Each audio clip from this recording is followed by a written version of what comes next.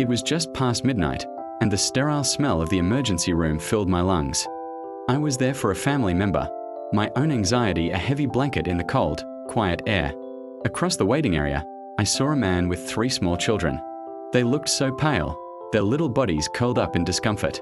The father, his face etched with a worry that transcended language, was trying desperately to communicate with the nurses. But his English was limited, and the barrier seemed to grow with every passing moment. I could see the frustration and fear mounting in his eyes. He was alone, trying to be strong for his kids in a place where he couldn't even make himself understood. It was heartbreaking to watch. Then, I heard him speak to his children in a low, soothing tone. It was Arabic, a language I knew well. My heart gave a little jolt. Should I get involved? I was just another tired, worried person in a room full of them. But looking at those kids, at their father's pleading eyes, I couldn't just sit there. I took a deep breath, stood up, and walked over. I tapped him gently on the shoulder and asked in Arabic if he needed help.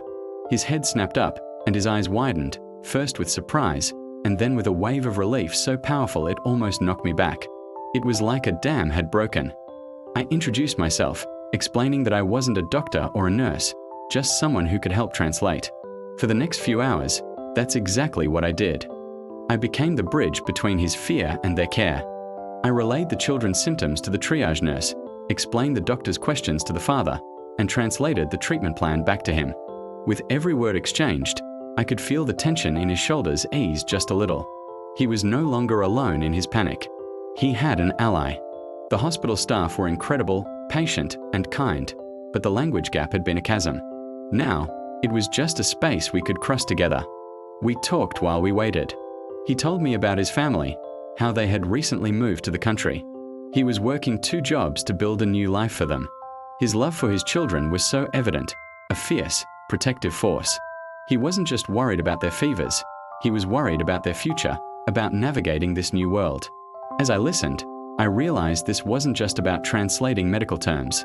It was about offering a human connection in a moment of extreme vulnerability. It was about letting him know that he wasn't invisible, that his family mattered. By the time the sun started to hint at a new day, his children had been treated. They were sleeping peacefully, their fevers down, their small faces finally relaxed. The exhaustion had settled deep into my bones, but my heart felt full. As we prepared to part ways, the father turned to me.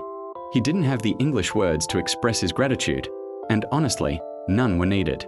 He just looked me in the eye, placed his hand over his heart, and gave a slight bow. In that simple, profound gesture, he said everything. "Thank you. I see you. You made a difference."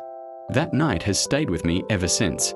It's a quiet, powerful reminder of why I believe so deeply in kindness.